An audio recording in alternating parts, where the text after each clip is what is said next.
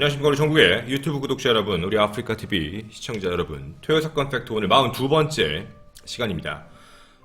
오늘 컨텐츠도 마찬가지로요, 여러분들에게 그동안 진행했던 대로 뭔가 조금 새로운 관점에 대해서도 제시를 해보고, 그리고 범인의 느낌을 조금 더 좁혀보는 그런 시간을 조금 가져보고자 합니다.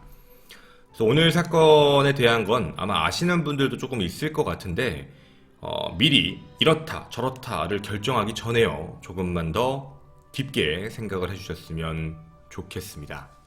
자, 저희 이제 한번 같이 시작을 해보도록 하겠습니다. 오늘 이야기는 인천으로 가도록 하겠습니다. 좀 부유하진 않았지만 열심히 살고 있던 A모 씨에 대한 이야기입니다. 이 A모 씨는 당시 나이 49세, 바로 2006년이었습니다. 그렇게 부유하진 않았지만요, 건축 설비 업체와 그리고 방앗간 같은 걸 얻어서 이제 세를 얻고요, 남매와 함께, 자신의 동생과 함께 열심히 살고 있던 사람이었습니다. 되게 하루하루 뭔가 열심히 일을 하고 정신없이 바쁘게 살던 날이었는데, 그날, 바로 사건의 그날만큼은 이 A씨에게 너무 정확하게 기억나는 날이었습니다. 이유는 뭐였냐면 2006년 11월 16일, 바로 대학 수학능력평가 날이었습니다. 하루 종일 이제 뉴스에서 이제 유의사항, 주의사항 이런 얘기들을 했었기 때문에 당연히 기억이 날 수밖에 없는 날이겠죠.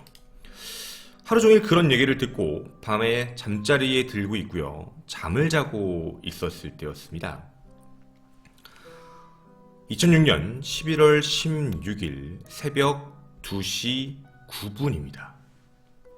새벽 2시 9분, 부부가 살고 있는 위층 집입니다. 2층 집에서 갑자기 뭔가 전화벨 소리와 우당탕탕 거리는, 뭔가 쿵쾅거리는 소리가 들렸다고 합니다. 그 소리를 들었던 A씨는 1층에서 뭔가 좀 느낌이 이상해서 2시 9분쯤 옆집에 살고 있던 매영 B씨에게 전화를 합니다. 윗집 소리가 좀 심상치 않은 것 같아서. 근데 전화를 했는데 전화를 받지 않았던 거죠. 새벽이니까. 좀 찝찝은 했지만 혼자 또 올라가긴 좀 그래서 별일 있겠어? 라는 생각 때문에 그냥 다시 잠을 청했다고 합니다. 하지만 잠이 그렇게 푹 들지 못하고 어느덧 해가 떴다는 걸 확인하고 시간을 확인하고 나서 이게 뭔가 조금 느낌이 이상하다 싶을 때쯤 아침에 다시 매영에게 전화가 오게 됩니다. 그래서 매영이 왜 전화했어? 라고 하길래 어제 한 2시쯤에 윗집에서, 주인집에서 쿵쾅쿵쾅 거리는 소리랑 전화벨 소리가 들리는데 좀 소리가 이상해서 그랬어. 같이 한번 가봤으면 해서. 매영도 아침에 마땅히, 그날은 원래 이제 쉬는 날이보다 늦게 출근하기도 하고 많이 쉬니까 그래 같이 한번 가보자 하고요, 둘은 아침에 2층 주인집의 집으로 같이 향해 올라가게 됩니다. 사람의 느낌일까요? 현관문이 2cm 정도 열려있는 걸 보게 됩니다. 남의 집이기 때문에 함부로 들어가면 안 되는데 쿵쿵쿵이라고 두드리려고 봤던 그 문이 열린 거죠. 문이 왜 열려있지? 되게 이상한 느낌으로 문을 살짝 열었을 때 눈앞에 끔찍한 광경이 목격됩니다. 바로 이 둘이 알고 있는 2층 부부, 바로 집주인 두 부부가, 한 부부 둘이 사망해 있는 걸 확인하게 됩니다. 오전 7시 3분 이 세입자는 신고를 하게 됩니다. 이곳은 인천광역시 부평구 십정동에 있는 309번지 실제 사진입니다. 바로 인천 부평구 십정동 부부살인 사건의 시작을 알리는 사건입니다. 2018년 현재 이 사건은 12년간 장기 미제 사건입니다. 아직까지도 미제 사건 팀에서 전담으로 맡고 있는 사건이기도 하고요. 하지만 지금 이제 어느 정도 위에 제가 접어놓은 방제를 보시면 대충 느낌이 오실 겁니다. 공범일 확률이 있다. 그 누구도 얘기하지 않았지만 조금은 신빙성 있을 수도 있는 그 이야기를 여러분과 같이 한번 천천히 시작해 보도록 하겠습니다. 자, 지금 일단은 우린 정황 증거에 대한 거는 다 잡았습니다. 수능날이었고 밑에 살았던 세입자가 새벽 2시경에 쿵쾅거리는 소리를 들었고, 그리고 그게 기억이 정확하게 남는 이유는 2시에 매제에게 전화를 했으니까. 그리고 같이 올라갔더니 둘이 사망해 있는 걸 확인했고, 그리고 신고를 했던 거죠. 자, 이제 피해자에 대해서 말씀을 좀 드리겠습니다. 피해자는 당시 집주인 남편 김모 씨, 당시 나이 56세, 그리고 부인 임모 씨, 당시 나이 53세입니다. 직업적인 얘기를 해드리면 남편은 건축업을 좀 했는데요. 건축업에 대해서 미리 좀 말씀드리면 이 이전까지 좀 경기가 안 풀려서 잘 좋지 않았던 상태였다고 합니다. 근데 이제 차츰차츰 좋아져서 어느 정도 잘 살 수 있는 상태. 그리고 아내는 평범한 가정주부로서요. 빚 없고 굉장히 이웃들과 사이가 좋았던. 그리고 실질적으로 남편 같은 경우도 밖에 나가면 되게 많이 이제 자랑을 많이는 했다고 해요. 사업이 안 좋았다 좋아졌고, 그리고 자랑을 했던 이유 중에 또 하나가 뭐였냐면 돈도 어느 정도 있었지만 둘 아들 때문에 그렇습니다. 아들 첫째 장남은 의대생이었고 차남은 수의대생, 둘 다 의과대죠. 그래서 이제 자식 교육까지 되게 잘 시킨. 그러니까 어떻게 보면 되게 더 부유하고 더 잘 살 수 있었을진 모르겠지만 뭐 둘 다 현재 의대생이었기 때문에 그 뒷바라지까지 하느냐, 이 집에서 살면서 새도 얻고 사업을 하고 있었던 분이었습니다. 원래는 사실 자식 뒷바라지의 문제 때문에 초반에 사업이 좀 잘 안 될 때는 아내가 사채까지 썼다고 합니다. 그 일수라고 하죠. 일수까지 쓸 정도로 되게 사이가 안 좋아졌지만 이 사망 당시 시기에는 빚도 없었고, 그리고 도리어 재산이 좀 더 있는 상태, 그 상태였었습니다. 어떻게 보면 상황적으로 보게 되면 뭐 사채 원한? 아니면 사채에 있어서 뭐가 문제 생겼다 이런 것도 아니고 어느 정도 좀 부유한 집안, 자식 교육까지 잘한, 그리고 사업도 있고 그 집까지 가지고 있는 그런 어떻게 보면 괜찮은 집안이었죠. 확인을 해봤습니다. 부검을 좀 해봤는데요. 그 부검 결과가 조금 충격적이긴 했습니다. 일단 남편 김모 씨 같은 경우에는 총 8곳의 자상을 입게 됩니다. 근데 이 8곳의 자상이 부검 결과 굉장히 끔찍했어요. 어느 정도로 좀 끔찍했냐면 목, 그러니까 8곳이 찔렸는데 유독 목에 3곳, 그리고 5곳은 심장 쪽만 찔렀습니다. 그러니까 다른 부분을 찌른 데가 있는 게 아니고요. 목과 심장만 찌르고 총 8곳으로 치명상, 자상을 입고 사망하셨죠. 근데 반면에 53세 아내 임모 씨가 좀 특이했습니다. 임모 씨는 총 37회 자상이 있습니다.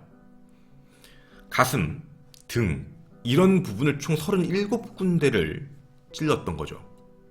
그러니까 한쪽은 굉장히 치명적인 자상을 입혔다면 한쪽은 어떻게 보면 되게 난도질을 했다는 느낌이 되게 들 정도로 어떻게 이렇게까지 할 수 있을지? 라는 생각이 들 정도로 극명했습니다.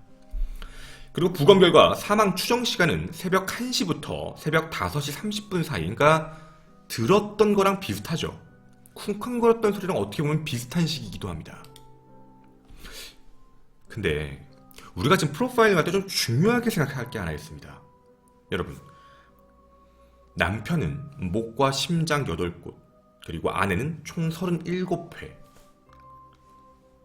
근데 뭐가 없었냐면요, 이 정도면, 그리고 위에서 쿵쾅거렸다고 했으니까 어느 정도 저항은 있었을 거라고 추측할 수 있는데 반항흔 자체가 없었습니다. 누군가 칼로 찌르려고 하면 칼을 이렇게 잡아서 손에 자상이 있거나 이런 이제 일명 반항흔이죠. 아니 어디에 부딪힌다거나 이런 반항흔이 필요한데 반항흔 자체가 없이 깨끗하게, 그리고 자상만 남았습니다. 부검 결과 자체도 굉장히 특이했던 게 맞죠.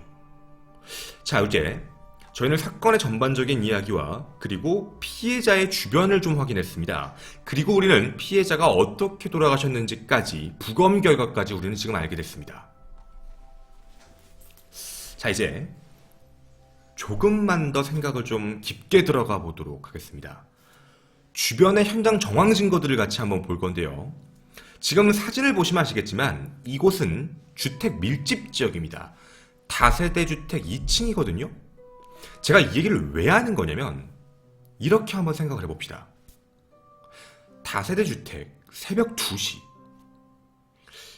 되게 고요하고 조용하고 정적이 흐르는 곳입니다. 그리고 특징상 아파트와 다르게 소리를 지른다거나 비명소리가 있게 되면 되게 잘 울릴 수 있는 곳이기도 합니다. 마을 사람들이 그리고 주민 사람들끼리 대충 다 어디 사는지 알고 있기 때문이기도 하죠. 근데 신기한 건 뭐냐면 담을 넘어서 누가 침입했던 흔적도 없습니다. 그리고 하나 더, 현관문 자체가 아까 열려 있었잖아요. 현관문 자체도 강제로 연 흔적 자체가 없습니다. 이게 첫 번째 정황 증거입니다. 사건 주변 현장 증거. 자, 이 정도로 우리가 생각을 해보면 누군가가 그냥 직접적으로 걸어 들어왔고 직접 문을 강제로 연 게 아니니까 침입문이 없으니까 새벽 2시에도 문을 열어줄 사람? 글쎄요. 일단 첫 번째 정황 증거입니다. 아직 증거가 많습니다. 지금 이거 가지고 추론하기에는 너무 가능성이 크니까요. 그리고 또 이상한 일이 하나 있었습니다. 시신 옆에 있었던 증거인데 바로 이겁니다. 실제 우인데요. 두 시신 옆에 이상한 비닐 우이가 하나 있었습니다. 그리고 이 비닐 우이에 대해서 확인을 해봤는데 핏자국이 묻어 있었습니다. 그 피에 대해서 혈흔을 검색을 해봤더니 당연히 피해자 두 분의 혈흔이었습니다. 즉 가해자는 우이를 입은 상태로 그리고 단추를 채운 상태로, 왜냐면 단추 쪽의 혈흔이 똑같이 묻었거든요. 우리가 마치 도장을 계약서에 찍는 것처럼 우이와 우이가 붙어있는 상태의 핏자국, 그렇다면 이렇게 빨서 있어도 원래는 이 상태였다는 것, 다 채워놓은 상태로 있었던 것이었습니다. 경찰은 곧바로요 이 우이에 대해서 조사를 해봤습니다. 어디서 나오는지를 확인해야 되니까. 근데 이 우이를 확인해봤더니 뭔가 흰색이고 되게 미세한 체크무늬였다고 합니다. 그 단추는 3개밖에 없었고요. 한국에서 팔지 않는 되게 독특한 디자인이어서 잡기가 쉬울 줄 알았는데 우리나라 게 아닙니다. 중국이나 외국 같은 데서 수입을 해서 갖고 온 우이였습니다. 즉 저가 우이죠. 찾기가 힘들었습니다. 자, 여기까지 들으면 그럼 혹시 외국인? 조선족? 외국인 노동자? 아까 건축업을 했다고 했으니까 외국인 노동자 아닌가? 지금 들어보시면 첫 번째 문을 그냥 열어주었다? 아들 아닌가? 두 번째 얘기를 들으면 외국인 노동자인가? 문을 열어줬다고 하니까 뭐 아는 직원이었으면 여러 가지 생각이 날 수도 있죠. 다음입니다. 세 번째 정황 증거인데요. 이것도 신기했습니다. 범인이 정말 특이했던 게 뭐였냐면 어떠한 흔적도 남겨있지 않습니다. 머리카락 하나, 자신의 DNA 지문 하나, 어떤 것도 남기지 않아. 아마 장갑을 끼고 모자를 쓴 상태로 아마 범행을 저질렀을 것으로 예상을 하고 있는데 그 정도까지 치밀한 사람이 족적을 딱 하나만 남겨놨습니다. 그것도 어디에 남겨놨냐면 누가 봐도 고의 같은 티가 딱 나는 피가 흥건한 그곳에 발자국이 남겨졌습니다. 피. 도리어 눈에 보이지 않는 걸 청소하고 없애기가 더 힘든데 딱 그 족적 하나입니다. 마치 일부러 남겨놓은 것처럼.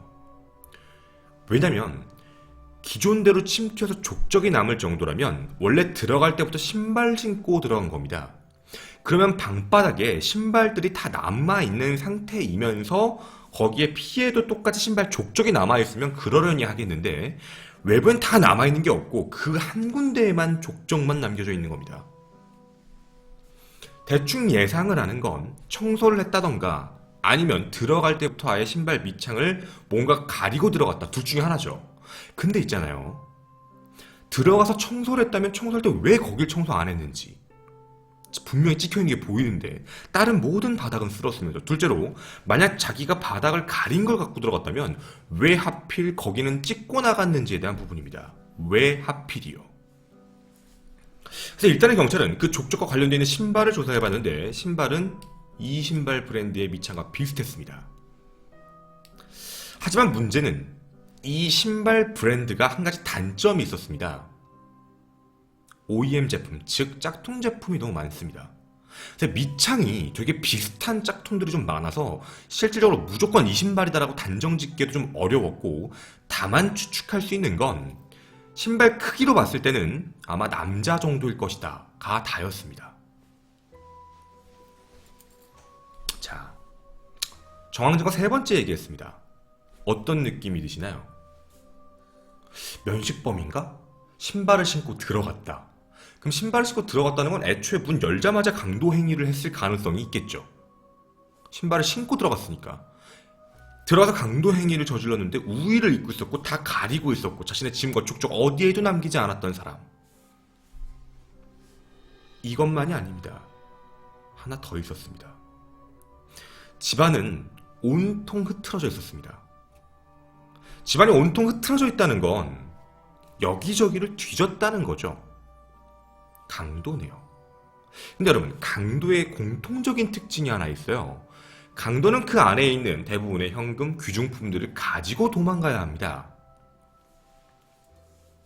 현금, 폐물, 어떤 것도 가져가지 않았습니다. 가져간 건 두 개밖에 없습니다. 하나는 1억짜리 잔액이 들어있는 적금 통장 4개입니다. 적금 통장을 하나 가져왔고, 그 다음 두 번째가 건축업을 하는 남편 김모 씨의 사업 장부가 사라졌습니다. 2개만 없어졌어요. 여러분, 이게 왜 되게 이상하냐면 적금 통장은 사실 쓸데없는 겁니다. 적금 통장을 가서 해약을 하려면 신분증과 도장 가서 본인이 가서 해약을 해야 되는데 그거 자체를 가져갔다는 것 되게 의미가 없는 짓입니다. 그리고 하나 더, 왜 남편의 장부를 가져갈까요? 장부를 가져가서 뭘 하려고요? 이 두 가지가 좀 되게 이상했던 겁니다. 분명히 경찰도 봐서 이렇게까지 사람을 죽이나? 가져간 거는 2개밖에 없고 뭔가 정황이 하나도 맞지 않았던 되게 이상한 사건이었습니다. 자, 이제 그럼 우리는 이 사건의 좀 이상한 점들에 대해서 다시 한번 좀 얘기를 좀 해볼게요. 첫 번째, 부부가 문을 열었다. 왜냐면 강제 침입한 적이 없으니까. 만약에 그런 부분이라면 이게 면식관계일까에 대한 부분입니다. 근데 이 부분에 대해서는 경찰이 조사를 분명히 했어요. 아까 여러분이 처음에 의심한 대로 혹시 아들들? 친척들? 이런 거 아닐까? 100% 알리바이는 완벽했습니다. 당시 다 학교에 있었고 당시 학교의 CCTV가 다 확인되고 절대로 증거는 없었습니다. 면식관계는 아니었습니다. 대충 나오는 가족 면식은 아니었다는 거죠. 그리고 하나 더, 피 묻은 비옷이 있는데 흉기는 사라졌는데 피 묻은 우비는 왜 남기고 갔을까요? 아까 얘기를 안 했지만 그것도 이상하지 않습니까? 아니 왜 굳이 피 묻은 우비를 거기에 두고 갔을까? 만약에 피가 묻어서 두고 가고 싶었으면 신발을 두고 가야죠. 신발도 피가 묻었으니까 말입니다. 그럼 신발도 하나 이상하네요. 신발에 피가 찍혔으면 나갈 때도 피가 계속 찍혀 있어야죠. 어느 방향으로 나가는지. 없습니다. 마치 신발로 족적을 찍고 신발을 들고 깽깽이로 나갔나? 라고 생각할 정도로 말이에요. 그리고 아까 얘기한 좀 뭔가 정리도 해보겠습니다. 저항은도 없습니다. 분명히 둘인데 두 분 다 그렇게까지 칼에 찔렸는데 저항은 하나 없이 돌아가셨습니다. 네 번째, 머리카락도 없고 지문도 없는 깨끗한 사건 현장. 겉으로는 어질러 펴져 있지만 그런데도 불구하고 족적은 남기고 왔다. 그리고 다음 네 번째, 강도짓이었다면 현금과 폐물을 가져갔어야 됐다. 근데 왜 하필 장부랑 적금 통장을 가져갔느냐. 그리고 더 큰 건 적금 통장을 가져갈 때 도장도 안 가져갔습니다. 다 좋다 이겁니다. 그런데 계좌랑 보험조사 다 해봤지만 돈을 빼갖고 돈을 빼가려는 시도조차도 없었습니다. 왜 가져갔죠? 원한 관계도 없었으며 주변에 있는 모든 사람들은 착한 사람들이었다. 굉장히 선한 사람들이었다. 이렇게 얘기를 했거든요. 자, 지금 여러분이 보신 이 이야기가 사건 정황까지 모두 다입니다. 자, 그러면 이제 조금만 더 프로파일링을 시작해 보도록 하겠습니다. 프로파일링을 조금만 더 이 사건 주변에 대한 걸 좀 얘기를 해보면, 첫 번째, 인천광역시 부평구 십정동은 비교적으로 주변보다는 조금 부유하지 않은 약간 서민층 동네입니다. 따라서 서민층 동네의 특징상 문단속이 조금 소홀할 수도 있어요. 특히나 2층 집이었는데 1층에 다른 세입자들이 살기 때문에 세입자들이 왔다 갔다 하는 문제도 있어서 그 대문을 잘 안 잠그는 버들 있잖아요. 그러니까 대문을 통과하는 데까지는 큰 문제가 없지 않았었을까? 라는 생각입니다. 거기를 통과하는 데까지는. 그리고 세입자까지 있으니까. 근데 문을 아무렇지 않게 열었다는 건 아마 면식범. 근데 한 가지 확실한 건 있습니다. 이렇다면 주변의 정황 증거나 마을에 대한 정황 증거를 어느 정도 알고 있다라고 우리가 생각은 할 수 있을 것 같아요. 그리고 우위와 관련된 프로파일입니다. 우위와 관련되어 있는 부분을 생각해보면 2006년에 월드컵이 있었습니다. 아까 2006년이라고 했잖아요. 2006년 5월달에 월드컵이 5월에 월드컵을 진행했기 때문에 그때 당시에 팀 응원으로 무작위로 싼 저가 외국 것들을 배포했을 확률이 있습니다.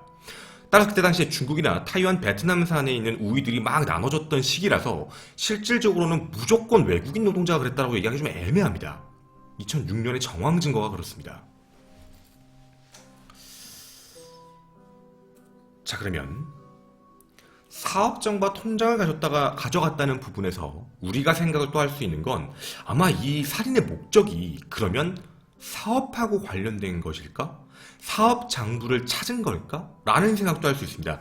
이것저것 찾고 유독 찾은 게 그거니까. 근데 좀 이상했던 게 뭐였냐면 그 통장은 싱크대 위 안쪽에 감춰져 있었거든요. 근데 그걸 찾아냈어요. 그럼 거기 있는 모든 것들을 하나씩 다 확인해보고 찾았다라는 건데 왜 하필 그 통장을 가져갔을지가 의문인 겁니다. 다른 건 다 두고 사업 장부는 또 어디서 찾아내서 갖고 가고 누가 봐도 그 두 가지를 찾기 위한 행동. 그리고 하나 더.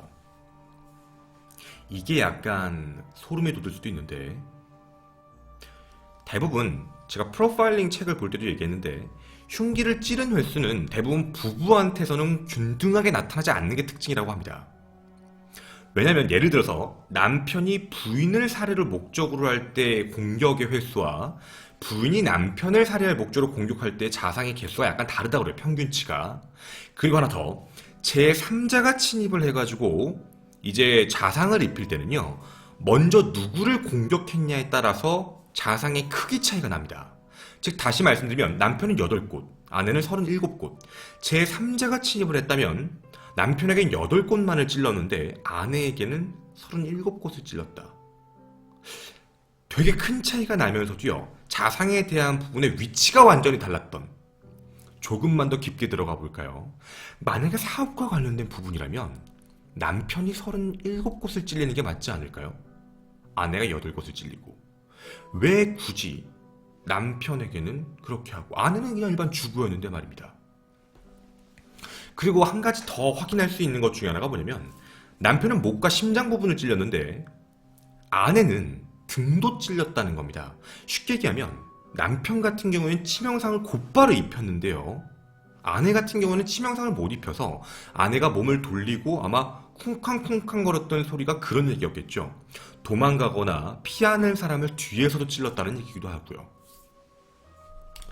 어떻게 이런 일들이 있을까요? 지금까지 모든 정황 증거를 확인해보면 저도 되게 여러 가지 생각을 했었습니다. 지금부터는 모든 상황을 결합시켜서 몇 가지 추론을 좀 해보고자 합니다. 어떻게 보면 제 뇌피셜일 수도 있죠.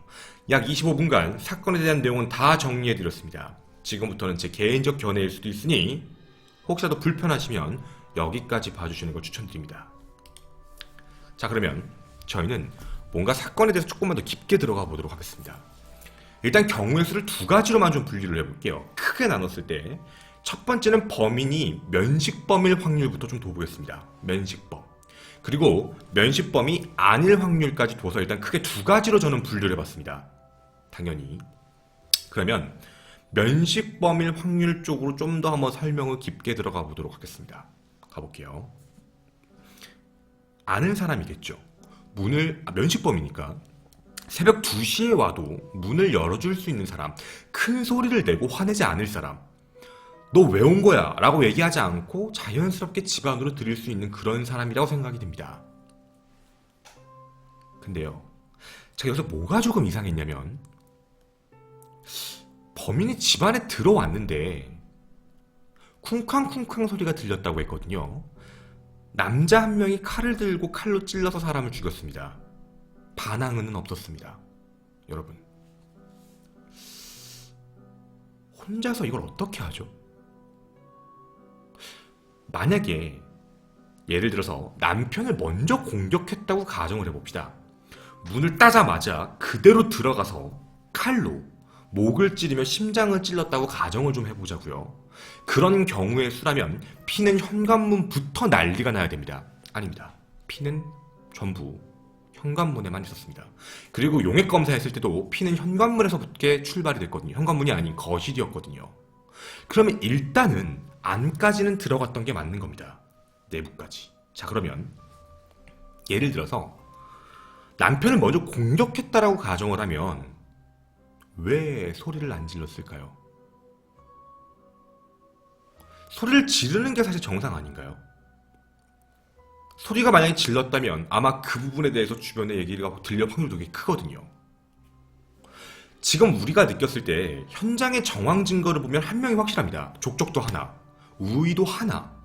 그럼 분명한 건 한 명이 이 범행을 저질렀다는 게 맞지만 한 명이 두 명을 제압하는 데까지 소리가 없었다라는 게 굉장히 뭔가 이상합니다. 근데 이 정황 증거를 둘로 바꿔볼 때입니다. 예를 들어서 둘로 바꿔서 둘이 침입을 해서 일단 우리가 생각하는 거실 쪽에 그대로 두고 한 명은 그 둘을 조용히 하라는 감시를 하고 한 명은 집안을 뒤지면서 뭔가 비밀번호를 듣는다거나 혹은 집을 뒤지면서 장부가 어디 있는지를 물어봤다던가 이런 부분의 가능성을 얘기하는 겁니다. 만약에 이렇게 된다면 완전한 제압이 어떻게 보면 가능할 수도 있지 않을까. 살해 방법 자체를 말입니다. 물론 두 명이라고 얘기해도 문제가 있는 건 맞아요. 두 명이다 한 명이다 얘기할 때도 정황 증거는 한 명이 맞지만 하지만 두 명으로 얘기할 때도 그렇게 큰 문제가 없는, 왜냐면 너무 주변 정리를 깔끔하게 해놨기 때문입니다. 그리고 하나 더, 누가 봐도 족적과 우위는 일부러 둔 것 같거든요.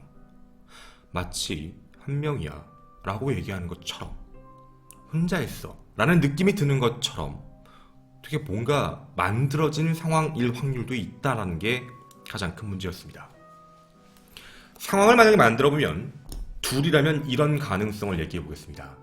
소리를 지르지 않게 하고 사람을 죽일 수 있는 방법. 한 명을 거실에 둔다. 칼로 위협하고 있는다. 한 명을 데리고 장부 어딨어? 라고 묻고 장부가 있는 방으로 한 명이 같이 이동한다. 그 사이에 한 명이 그 앞에 보이는 거실에 있는 사람이 그 사람을 제압한다.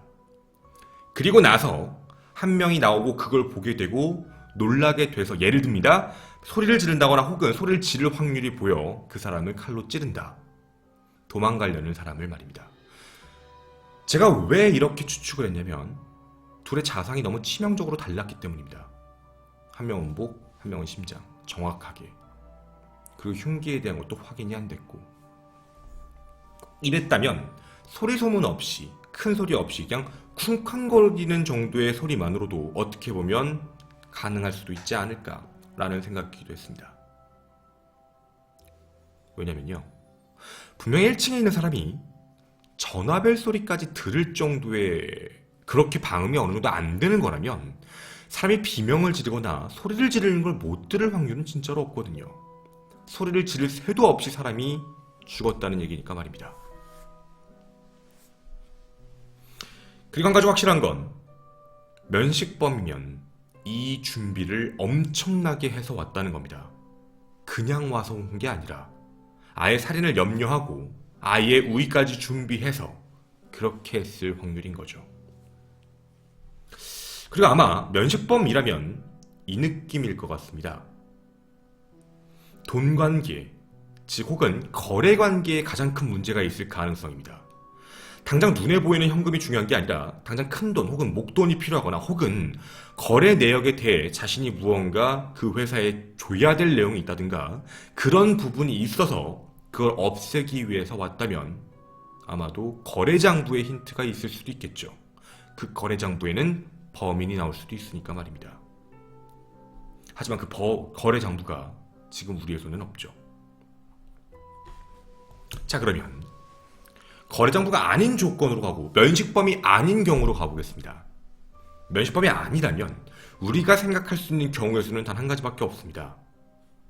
모방범죄입니다. 바로 2002년에 개봉했던 공공의 적입니다. 모방범죄로 어떻게 아무렇지 않게 가서 사람을 죽여요? 라고 하실 수도 있을지는 모르겠는데 아까 얘기하신 대로 뭐 실수로 문을 안 잠궜다던가 예를 들어 혹은 아무 생각 없이 문을 두들기고 동네 주민인 척 문을 열어서 근데 이게 이런 경우가 없었던 건 아닙니다. 예전에 용인에서도 있었고 그냥 길 가다가 자신하고 어깨를 부딪혔다는 이유만으로 그냥 몽둥이를 들고 들어가서 거기 있는 사람을 집 안에 있는 사람을 살해했던 실제 그런 사건도 있었습니다. 모방범죄라면 영화 공공의 적에 대한 부분을 되게 많이 비슷하게 따라했다라는 부분, 면식범이 아니라면입니다. 만약 그런 부분이라면 만약입니다. 되게 반사회적 특징이 있는 거고 그리고 약간 뭔가 소심한 성격에 약간 이 부분에 대해서 우월주의를 느끼는 사람일 확률도 있다라는 부분이기도 합니다. 만약에 이렇다면 정말 정황 증거가 나오진 않거든요. 하지만 말입니다. 저도 여기서 이상한 건 하나 있어요. 면식범이 아닌 사람이 남의 집에 들어가서 그냥 우발적으로 살인을 저질렀다는 것까지는 이해를 하겠는데 왜 하필 거기서 통장과 그것도 적금 통장과 그리고 거래장부를 훔쳐서 나왔다는 게 되게 이해가 가지 않습니다. 자, 여러분은 개인적으로 어떻게 생각을 하십니까? 저는 사실 뭔가 정황 증거만으로 봤을 때는 가장 확률이 큰 건 면식범일 확률이 크다라고도 생각은 듭니다. 그리고 되게 특이할 정도로 경찰 수사에 대해서 혼선을 주려고 노력을 하는 적들이 많습니다. 그리고 증거는 더더욱이나 없지요. 한 가지 우리가 알 수 있는 건 어떻게 보면 장부입니다. 그리고 그게 만약에 한 명이 아니라면 아마 장부와 업체 거래를 했던 업체에 뭐 돈을 내야 되는 업체라던가 그럴 확률도 있지 않을까 싶습니다. 본래 이 사건은 2021년 11월 16일 공소시효가 만료될 사건이었지만 보다시피 계획범죄입니다. 계획살인범죄이기 때문에 태안이법으로 인해서요. 이건 공소시효가 현재 없습니다. 현재는 재수사에 돌입을 한 상태고요. 아직까지도 조사 중입니다. 미제사건 전담팀 인천 삼성경찰서에서 현재 하고 있고요. 혹시 이 사건 2006년 11월 16일 인천광역시 부평구 십정동에서 이런 사건을 목격하셨거나 혹시 내용을 알고 계신 분 있으면 반드시 경찰에 제보를 부탁드리도록 하겠습니다. 토요사건 팩트요. 42번째 시간이었습니다. 감사합니다.